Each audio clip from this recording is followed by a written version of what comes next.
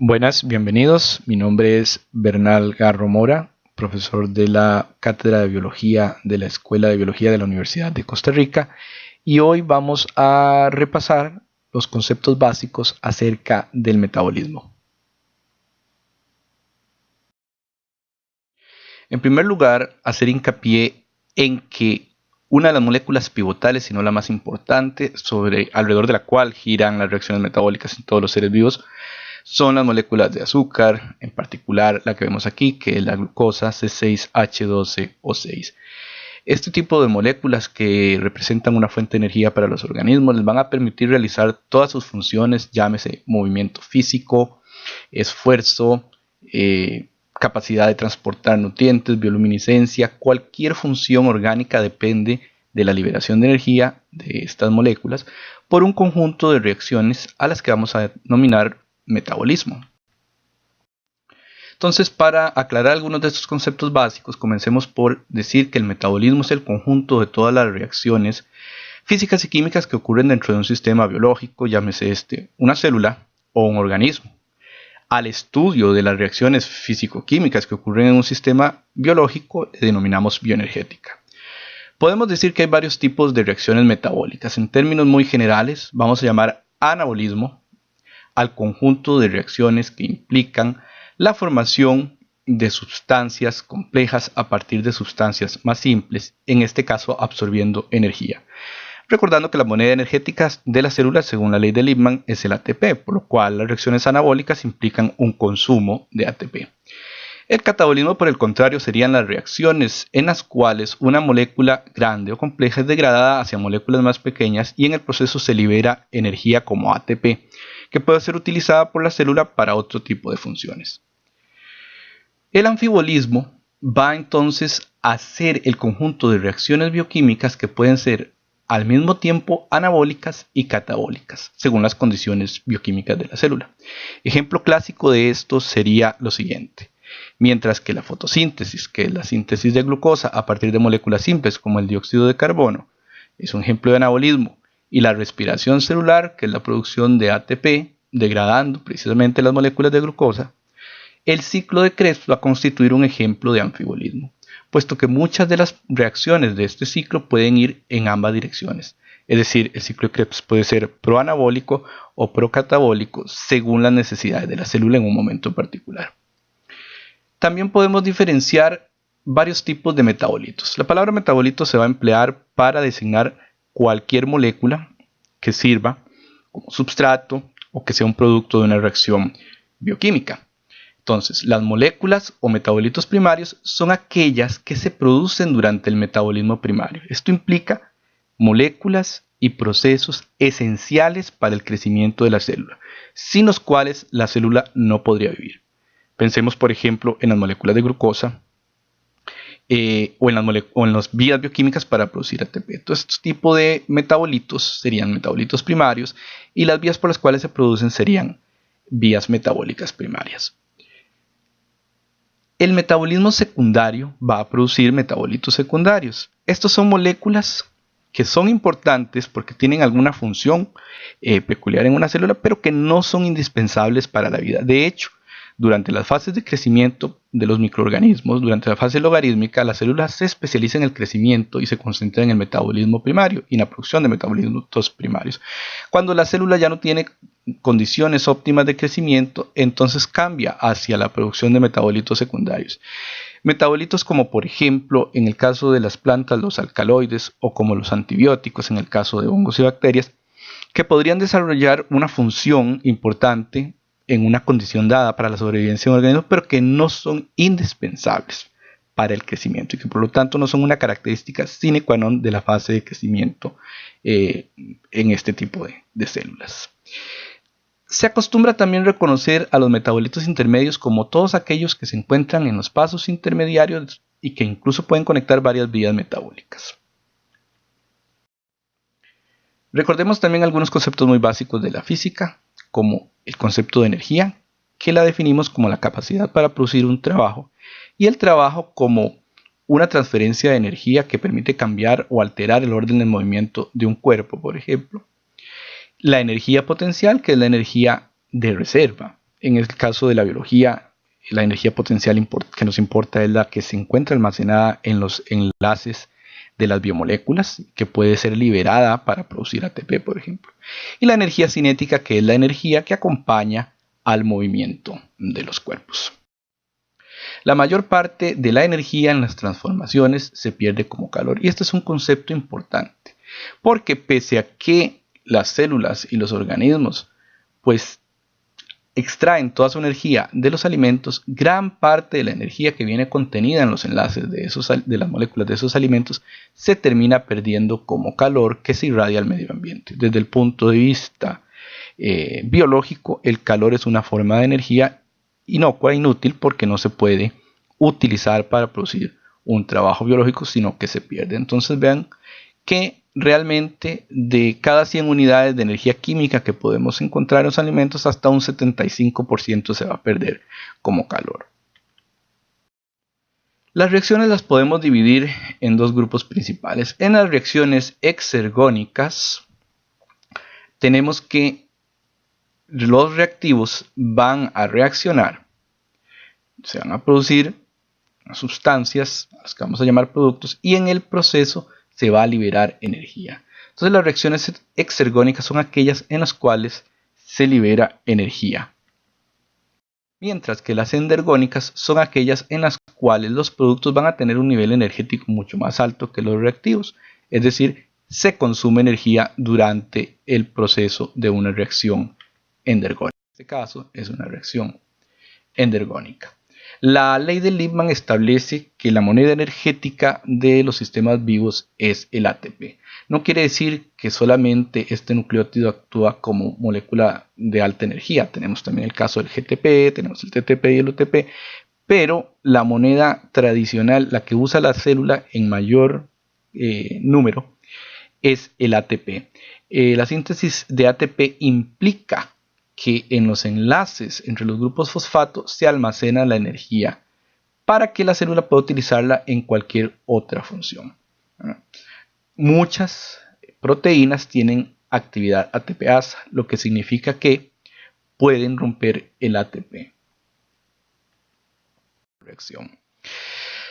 Que una reacción sea espontánea significa que esta puede ocurrir naturalmente, sin mayor esfuerzo, sin mayores requerimientos, pero no todas las reacciones importantes para la biología son reacciones espontáneas. Así que la célula debe resolver este problema. ¿Cómo volver espontánea una reacción, por ejemplo, una reacción endergónica que va a consumir gran cantidad de energía? ¿Cómo volverla espontánea para que sea realizable y para que sea realizable a la velocidad que la necesita realizar una célula? Y aquí es donde entra el concepto de acoplamiento de reacciones bioquímicas. Acoplar reacciones bioquímicas significa emparejar una reacción exergónica con una reacción endergónica, de tal manera que la liberación de energía de los compuestos ricoenergéticos durante las reacciones exergónicas sirvan para generar el ATP que va a permitir a la célula realizar la reacción que no es espontánea. Entonces, al concatenar estas reacciones exergónicas con las endergónicas, una reacción que probablemente no iba a poder ser realizada en la célula o que no iba a ser realizada con la velocidad necesaria para la vida, puede entonces ocurrir. ¿Cómo es que las células realizan este acoplamiento? Bueno, entre otros factores, gracias a la presencia del ATP y al intercambio entre el ADP y el ATP y a la presencia de biocatalizadores. En química inorgánica, recordarán ustedes, era muy importante la acción de los catalizadores. ¿Qué era un catalizador? Una molécula que va, o un reactivo, una sustancia que va a acelerar una reacción de tal manera que esta reacción ocurra más rápidamente y que no se consume durante esta reacción. Los catalizadores en los sistemas vivos se llaman biocatalizadores y son de naturaleza proteica, son a los que denominamos enzimas. Si vemos esta curva de acá, esta línea roja va a representar la cuesta energética para poder llevar a los reactivos a un estado en el cual puedan reaccionar y que ocurra una reacción química. Es decir, los reactivos tienen que ser incitados a llegar a este estado de energía en el cual puedan reaccionar. Este segmento de acá, este empujón energético, lo vamos a llamar energía de activación. Si no existieran enzimas, la cuesta para esta energía de activación, para llegar a este punto en el cual los reactivos puedan interaccionar entre sí y reaccionar, sería tan alta que la mayoría de procesos bioquímicos o no serían posibles de realizar o ocurrirían a velocidades tan despaciosas que la célula simplemente no podría seguir viva. ¿Cómo ha resuelto esto la célula?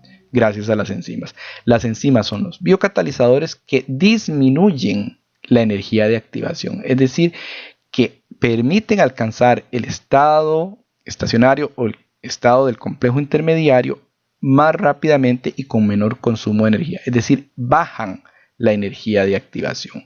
El acoplamiento de reacciones exergónicas e endergónicas mediante el uso del ATP y de las enzimas permite a la célula entonces realizar una gran cantidad de reacciones bioquímicas que de otra manera no serían posibles debido a que no serían espontáneas sin estas ayudas que tiene la célula, tanto en la presencia del ATP como en la función de sus enzimas. Entonces, repito, las enzimas lo que hacen es reducir la cuesta energética, la energía de activación, de tal manera que se alcanza el estado de equilibrio más rápidamente y entonces se puede llevar a cabo la reacción bioquímica.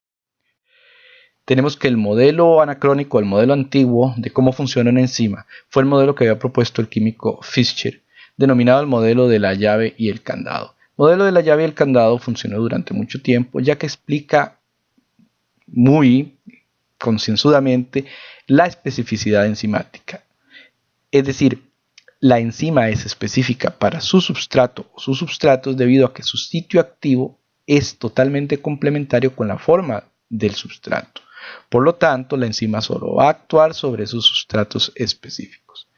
Sin embargo, en décadas recientes se ha sustituido el modelo de la llave y el candado, que ahora es anacrónico, por el modelo moderno, denominado el modelo del ajuste inducido y propuesto por Kochland, el cual explica más allá de la especificidad enzimológica. Explica la catálisis en términos de que cuando un substrato interactúa con su enzima y forman el complejo miqueliano, complejo de Michaelis-Menten o complejo intermediario, la forma de la enzima e inclusive la forma de los substratos en este complejo cambia. Y recordemos que el principio de que la forma determina la función se aplica aquí al 100%. El cambio de forma de la enzima es el que explica la catálisis. En este caso vemos que dos reactivos se están uniendo a sus sitios activos en la enzima. Hay un ajuste de forma inducido por esta unión, por la formación del complejo miqueliano, de tal forma que la enzima puede entonces realizar su función, que en este caso sería sintetizar una molécula más compleja a partir de los dos monómeros o de las dos moléculas que inicialmente actuaron como substratos. Entonces, es el cambio en la forma de la enzima y del complejo intermediario o miqueliano el que explica tanto la especificidad como la catálisis llevada a cabo por la enzima. Entonces, el modelo moderno es el modelo del ajuste inducido expuesto por Kochland. Bueno, hablemos un momento acerca del cómo podría también ser inhibida o ralentizada por otro tipo de molécula reguladora que en ese caso llamaríamos inhibidor. El sitio activo es el sitio que reconoce y une al substrato y ese sitio lo llamamos el sitio de catálisis, ¿verdad? Pero las enzimas que pueden ser reguladas van a tener normalmente otro sitio de actividad de unión molecular al que vamos a llamar el sitio alostérico, porque la unión del inhibidor va a hacer que la enzima cambie de forma y al cambiar de forma va a cambiar su función según el principio de la lógica molecular que habíamos citado hace un par de minutos. Alostérico, alos, distinto, estéreos, forma, un cambio de forma debido a la unión de una molécula a la que vamos a llamar inhibidora. Es decir, mientras el substrato se une al sitio activo o catalítico, el regulador alostérico se une a un segundo sitio al que llamamos sitio alostérico. Pero entonces tenemos que diferenciar entre distintos tipos de inhibición enzimológica. Dos de los principales, si bien no los únicos que existen, son la inhibición competitiva y la inhibición no competitiva. Si resulta que el inhibidor es una molécula que tiene una forma parecida a la del substrato, entonces podría ser equívocamente reconocido debido a esta similitud por el sitio activo y unirse a este sitio activo bloqueando la enzima de tal manera que la enzima ya no puede realizar catálisis porque no puede absorber o admitir a su substrato. Y entonces en este caso hablamos de inhibición competitiva porque el inhibidor está compitiendo con el substrato por el sitio activo de la enzima. Y entonces volvemos al punto crucial, porque es que la enzima le permite a este inhibidor ingresar al sitio catalítico o al sitio activo. Y habíamos mencionado que esto se debe a la similaridad en la estructura de estas moléculas. Pongamos un ejemplo. La molécula de hemoglobina, como todos sabemos, es una proteína de estructura cuaternaria que se encuentra en los eritrocitos de la sangre y que se une al dióxido de carbono y al oxígeno. Cuando la hemoglobina está unida al oxígeno la llamamos oxihemoglobina y da a la sangre un color carmesí brillante. Y cuando está unida al dióxido de carbono pues se llama carbamoxihemoglobina. Como estas moléculas, tanto el oxígeno como el dióxido de carbono, son sustancias que se unen normalmente a la enzima, no la bloquean y entonces, a la proteína, no la bloquean y entonces pueden salir de esta proteína cuando se encuentran los pulmones, de esa manera que exhalamos el dióxido de carbono en este caso e inhalamos el oxígeno que se une a la hemoglobina. Pero hay una molécula muy parecida al dióxido de carbono estructuralmente, que es el monóxido de carbono, uno de los contaminantes que sale del escape de los automóviles. El monóxido de carbono, CO, es reconocido erróneamente como una molécula parecida, ¿verdad?, al dióxido de carbono y entonces se une al sitio de transporte dentro de la hemoglobina. Pasa que una vez que el monóxido de carbono entra al sitio activo, forma un enlace estable y ya no puede salir de la hemoglobina. De tal manera que si una molécula de hemoglobina se une a una molécula de monóxido de carbono, se pierde. Ya no puede ser liberada, no puede transportar más dióxido de carbono, no puede transportar oxígeno. Y esto, ¿qué es lo que va a producir? Que si se inhalan grandes cantidades de monóxido de carbono, se llega a la muerte debido a que se bloquean las moléculas de hemoglobina y entonces la persona simple y llanamente no puede realizar el intercambio gaseoso y muere por asfixia. Entonces, este es un ejemplo de inhibición competitiva, ya que es reconocido un regulador o un inhibidor porque tiene una forma molecular parecida a la del sustrato. Entonces, compiten por el sitio activo o el sitio catalítico de una enzima o de una proteína. En el caso de la inhibición no competitiva, el regulador alostérico no se va a unir al sitio activo, sino que se va a unir al otro sitio que habíamos mencionado, el sitio alostérico. Pero ocurre que al unirse este inhibidor no competitivo, al cual vamos a denominar no competitivo porque no está compitiendo con el substrato por el sitio activo, esta unión hace que la enzima o proteína cambien de forma. Al cambiar de forma, cambia también la geometría del sitio activo y entonces el sitio activo ya no puede reconocer al substrato, así que la enzima también es inhibida o alterada en su función.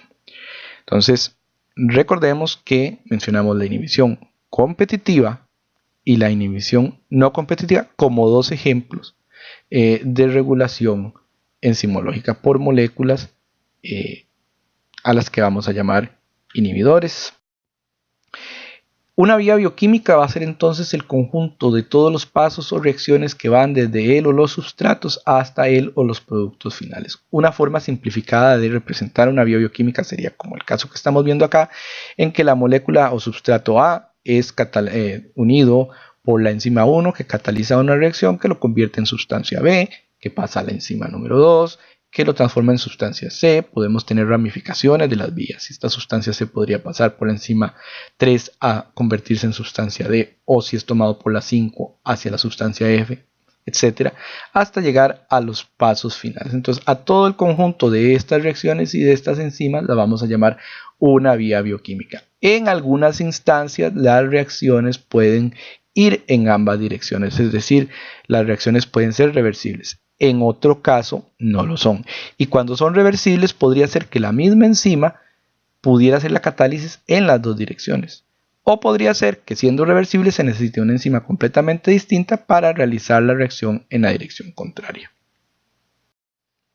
Muchas de estas vías bioquímicas tienen regulación alostérica. Ya habíamos mencionado la palabra alostérico como el cambio de forma. Y esta regulación alostérica muchas veces se da por retroalimentación.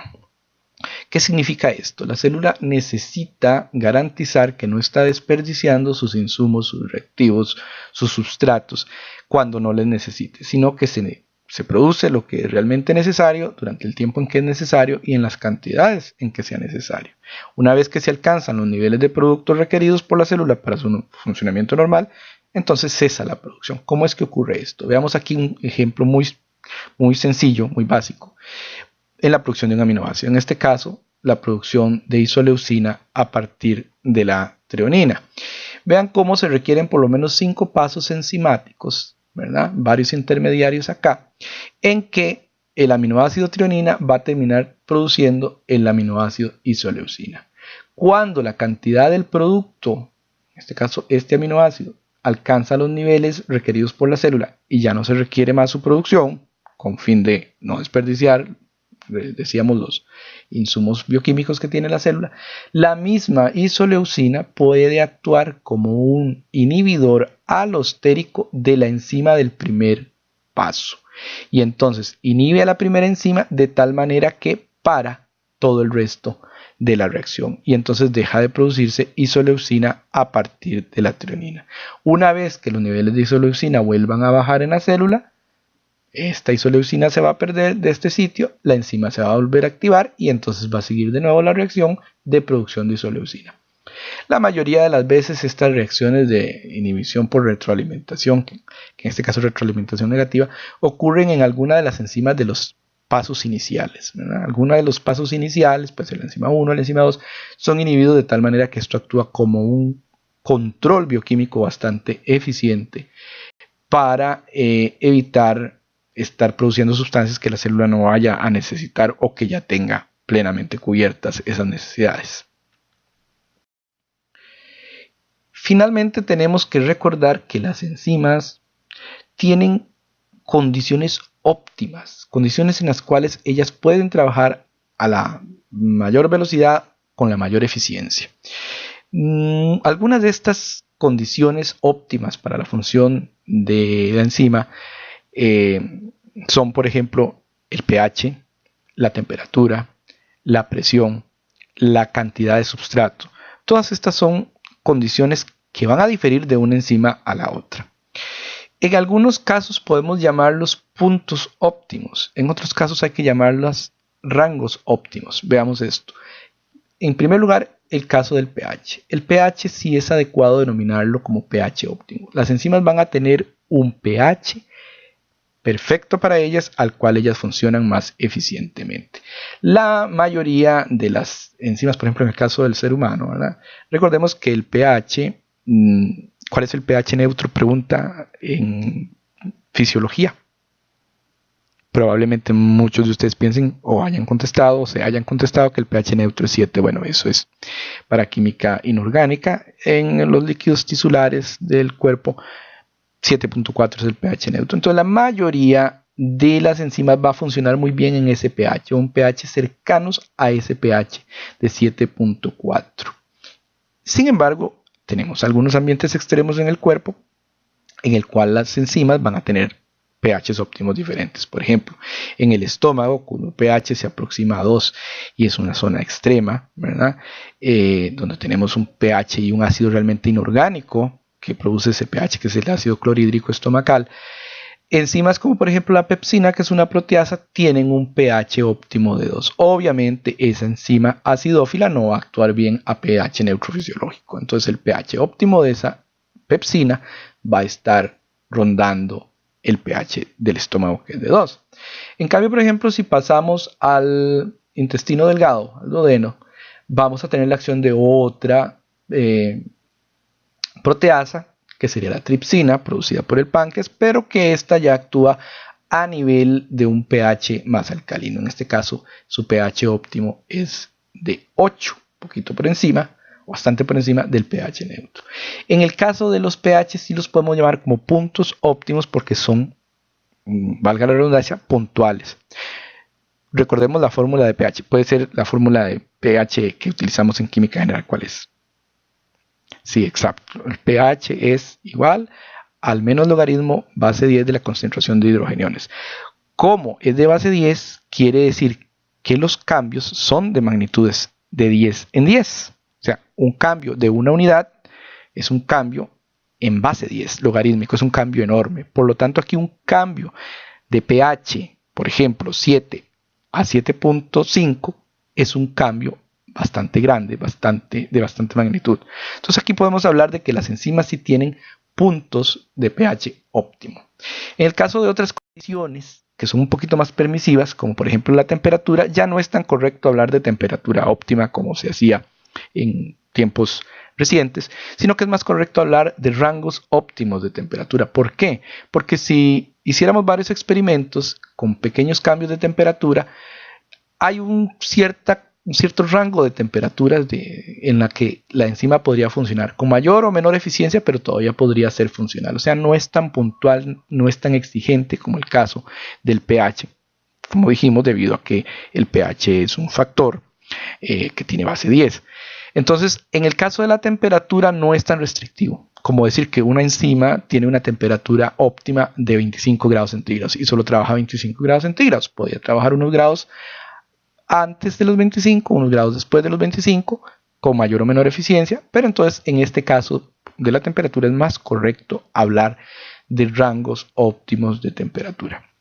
Y bien, entonces ha sido importante recalcar los conceptos básicos del metabolismo y de cuán importante es la actividad enzimática, que apenas vimos en sus rudimentos muy básicos, para el control de la función bioquímica de las células. Espero les haya servido. Muchas gracias.